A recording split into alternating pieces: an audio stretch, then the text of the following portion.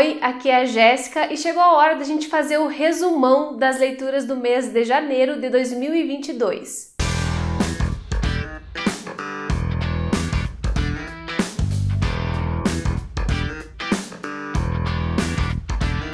Dessa vez teve bastante coisa aqui acontecendo, porém poucas leituras concluídas, e isso por conta do próprio mês de janeiro mesmo, que apesar de ser minhas férias das aulas de espanhol, eu tenho muitas atividades ainda acontecendo, e nesse ano especialmente, além de manter aqui o canal e a programação lá do Instagram, eu estava abrindo inscrições para a turma nova do meu curso de literatura, do meu curso de teoria literária, então é sempre uma correria muito grande. Por isso, muitas leituras eu não consegui concluir e também comecei algumas e abandonei, enfim, teve de tudo, mas pouca coisa concluída e eu já vou comentar tudo isso aqui com vocês. Mas antes de mais nada, está chegando agora no canal, seja muito bem-vindo, muito obrigada pela companhia. Aproveite para dar uma olhadinha no conteúdo que eu produzo por aqui e se gostar, se inscreva, porque isso é muito importante. Deixe um joinha nesse vídeo e compartilha com quem também gosta de ler, porque isso ajuda muito na divulgação e no crescimento do canal. Também confere tudo que eu deixo aqui embaixo na caixa de descrição do vídeo, porque é nesse espaço onde eu coloco todas as informações importantes e relacionadas àquilo que eu estou falando. Inclusive, os livros que eu menciono sempre estão listados aqui embaixo, então vocês podem conferir as sinopses, os valores e se tem formato físico, digital, tudo isso.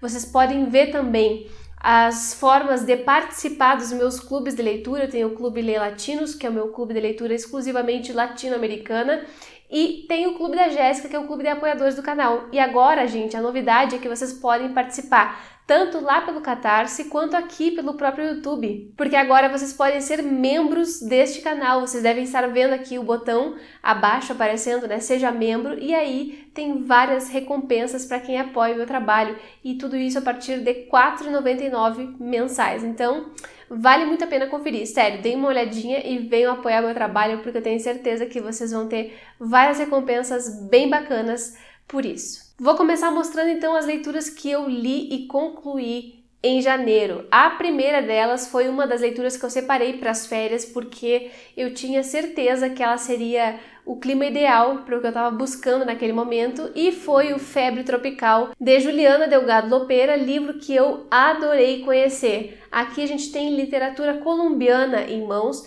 e especialmente uma literatura que está preocupada com a vida dos imigrantes latinos nos Estados Unidos. Então a gente acompanha a história de uma protagonista que está saindo da Colômbia, que já saiu da Colômbia com a sua família e foi morar em Miami, nos Estados Unidos, e a partir dessa estadia dela lá, a gente vai conhecendo o dia a dia dos imigrantes, essa tentativa de adaptação de todo mundo que vai para lá em busca do sonho americano de progresso, e especialmente as diferenças culturais que existem, né, entre os latinos e os estadunidenses.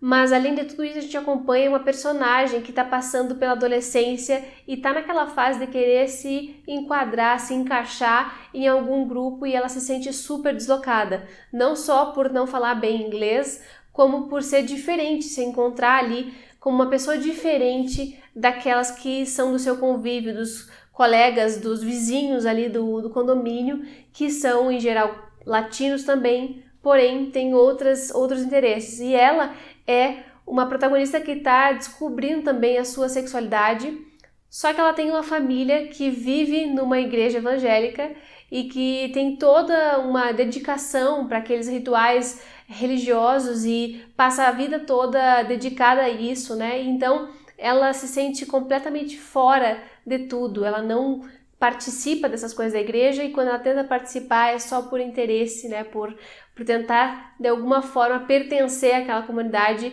na qual ela se sente tão estranha. Então o livro abarca tudo isso e é muito interessante porque esse é um romance de estreia da autora e eu gostei demais da leitura, gente. Para mim foi um livro 5 estrelas, eu acho que ele tem uma linguagem dinâmica, uma linguagem muito jovem, mas completamente plausível, e que ele fala de coisas realmente que valem a pena ler, sabe? Não só essa questão política, social, econômica que é a dos imigrantes latinos nos Estados Unidos, mas também nessa questão individual que tem a ver com a sexualidade. Então eu recomendo muito a leitura, espero fazer uma resenha melhor para ele aqui. Enquanto isso, fiquem com a minha recomendação porque, vale muito a pena. O segundo livro que eu concluí no mês de janeiro foi o Viver Entre Línguas, da Silvia Molloy. Esse aqui saiu pela editora Relicário. Eu esqueci de falar do outro livro, gente, mas o outro saiu pela editora Instante. E esse aqui tem tradução de Júlia Tomazini e Mariana Sanches, e aquele da Instante tem tradução da Natália Borges Polesso. Bom, esse livro faz parte de uma coleção, a coleção Nosotras, que só publica autoras latino-americanas e textos não ficcionais. E nesse caso aqui, o Viver Entre Línguas é um dos que mais me chamava a atenção, porque vai falar sobre essa coisa de ser poliglota, né? Alguém que fala mais de um idioma e que foi criado nesse trânsito entre as línguas. Esse é um tema que me interessa porque é algo que a gente estuda dentro da Faculdade de Letras quando está pensando no ensino de línguas, em termos de aquisição da língua materna, de uma língua adicional. E nesse caso, a mulher aqui que escreve, a Silvia, ela foi criada em 3 idiomas praticamente, inglês, espanhol e francês. E aí ela tem muito dessa ideia de afetividade em relação à língua, algumas coisas que ela só consegue dizer em algum idioma, ou qual idioma que vem primeiro quando ela está numa situação embaraçosa, e esse tipo de coisa, esse tipo de associação que a gente vai fazendo com os idiomas e que só quem fala mais de uma língua talvez compreenda plenamente o que ela está falando, mas de qualquer forma, eu acho que é um livro que vale para todo mundo, mesmo para quem só fala português, porque passa um pouco dessa vivência, né, que é muito interessante, essa vivência de não ter um território seguro, porque sempre que a gente está pensando numa língua, a gente tá pensando também na outra que a gente não escolheu para falar na hora, no que a gente não falou. Então é muito esse jogo duplo ou triplo aí que acontece na cabeça de pessoas bilíngues ou, enfim, poliglotas, né, que falam mais de 2 ou 3 línguas. Então, eu gostei muito, eu acho que é uma figura muito interessante, a história da Silvia é bem interessante, e especialmente eu gostei de ver como ela se relaciona com essa escolha dos idiomas. Então eu recomendo para todo mundo que se interessa por esse tema, é um rico livro. E outra leitura que eu fiz em janeiro foi uma do Leia Latinos, porque, né, os livros que são dos clubes de leitura eu sempre dou prioridade. Esse livro estava muito me chamando, que é O Menino de Ouro, da Claire Adam. Esse aqui saiu pela editora Todavia e tem tradução da Ana Guadalupe. E, gente, eu gostei demais desse livro. Eu já estava achando que eu ia gostar só pela sinopse. Ele também é um romance de estreia, assim como o de Juliana. E, gente, eu gostei demais. Esse aqui se passa em Trinidad e Tobago e eu não tinha lido nada ainda sobre esse país. E a gente vai acompanhar a história de uma família de ascendência indiana que mora lá na ilha. Eu não sabia que existia tanta família indiana na ilha de Trinidad e Tobago, nas ilhas, mas fui pesquisar depois e realmente a imigração para lá foi muito forte e descobrir isso foi já uma grata surpresa. Mas além de tudo, né, eu gostei muito de ver como esse drama familiar se desenrola. A gente tem uma família bem tradicional, né, um marido e uma mulher e seus 2 filhos, só que esses 2 filhos são gêmeos, e aí a gente tem 2 gêmeos completamente diferentes, ainda que eles tenham a mesma aparência ou sejam muito parecidos, eles são de personalidades distintas e talvez pudesse ser uma história muito clichê sobre vidas de irmãos gêmeos, que tem aos montes, mas eu não acho que seja o caso aqui. Aqui a autora está preocupada em falar sobre o quanto os adultos precisam fazer escolhas difíceis quando estão criando seus filhos e especialmente a questão do tratamento de cada filho, e nesse caso, como são os gêmeos, isso ainda é mais gritante, né? Como cada filho vai receber uma atenção diferente, ainda mais nesse caso, como tem um filho que é considerado como um gênio por todo mundo, por toda a família e pela comunidade, porque ele é realmente muito inteligente, e o outro que é considerado, entre aspas, entre muitas aspas, retardado, palavras da própria família aqui ficcional. Então, é um livro que vai trazer todas essas questões de diferenciação, de exclusão, de criação e especialmente esses dramas que vão sendo colocados pela vida, né, em que escolhas terríveis precisam ser feitas e a gente faz essas escolhas. E, além de tudo, a gente vê também essa sociedade que tem uma prática muito machista, talvez, né? De que as mulheres não têm muita voz, ou não têm quase nenhuma voz. Isso fica muito claro pela personagem Joy, que é a mãe desses meninos, em que cada vez que eles precisam tomar uma decisão difícil, ela não tem voz, ou melhor, ela fala, mas ela não é ouvida, e as decisões são todas tomadas por esse pai da família. E além de tudo isso, tem essa questão dos filhos querendo a aprovação dos pais a todo custo, e aí eles vão se colocar em situações muito duras, mas tudo sempre pensando nessa aprovação ou reprovação paterna que eles vão ter. É uma história dividida em 3 partes, começa no presente, depois vai para o passado, depois volta para o presente. Eu gosto muito dessa estrutura, eu acho que ele tem uma linguagem super acessível, ele tem uma fluidez muito grande também, tem uma linguagem direta, não é um livro que vai prender a gente pela linguagem, mas eu gostei demais da experiência de leitura e vai sair resenha aqui para ele, vocês fiquem de olho porque em breve deve estar no ar. E eu faço questão dessa resenha, especialmente porque eu vi opiniões bastante descontextualizadas ou então bastante apressadas sobre o livro, e eu acho que a gente precisa discutir sempre as coisas com bastante seriedade, né? Não fazer análises levianas. Então, eu vou trazer a resenha para cá, e se vocês quiserem saber mais, fiquem ligados aqui no canal, porque deve estar aparecendo por aí nos próximos vídeos. Agora, as leituras que eu não concluí, só comecei no mês de janeiro. A primeira delas é Luxúria, da Raven Leilani, que saiu pela Companhia das Letras, com tradução também da Ana Guadalupe, e eu gostei demais dessa experiência aqui, que eu não terminei ainda, mas tô quase. Esse livro eu recebi de parceria com a editora, e eu tava separando ele para ler também nas férias, e gente, é um livro de estreia, e que estreia! Eu tô abismada, assim, com o tanto que eu tô gostando desse livro. Eu não esperava gostar tanto, não por nada, mas simplesmente porque eu não tava criando expectativas, já que eu não conhecia a autora, né? E eu fui completamente fisgada por esse estilo tão jovem, tão contemporâneo de narrar. Aqui a gente tem uma protagonista que, se eu não me engano, se chama Ellie, e essa protagonista é uma mulher negra, jovem, que tá ali naquela fase de já ter terminado a faculdade, estar começando a trabalhar, tá ingressando no mercado de trabalho e ainda tá muito perdida em relação a várias coisas, e ela acaba sendo demitida. Só que além dela ter sido demitida e dela viver numa situação de quase pobreza, ela se envolve num relacionamento com um cara casado, e é um cara que tem um relacionamento aberto, um casamento aberto com a sua esposa. E ainda assim ela entra nessa dinâmica familiar que é bastante estranha e tensa. Para coroar a situação, esse casal com o qual ela se envolve tem uma filha negra.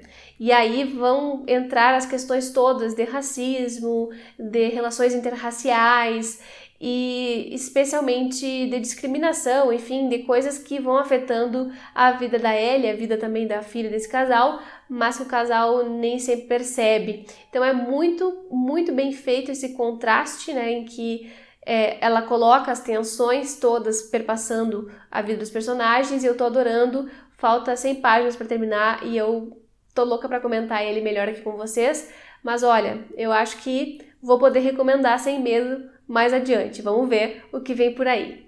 Outra leitura que eu retomei em janeiro e não concluí ainda, mas vou ir lendo aos pouquinhos, é o Não Sonhar Flores, da Ida Vitale.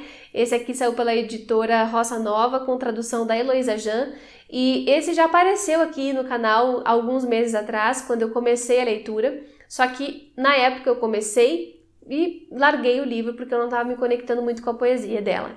E agora em janeiro eu decidi retomar, e eu avancei um pouquinho na leitura, então já estou mais contente por isso, e alguns poemas já fizeram uma conversa aí comigo, então estou mais tranquila mesmo em relação a ele, e eu cheguei na página 100, então me falta metade do livro praticamente para ler, só que esse aqui é um volume que reúne todos os volumes praticamente da autora, ou a maior parte deles, então tem bastante coisa aqui dentro e eu estou lendo aos pouquinhos.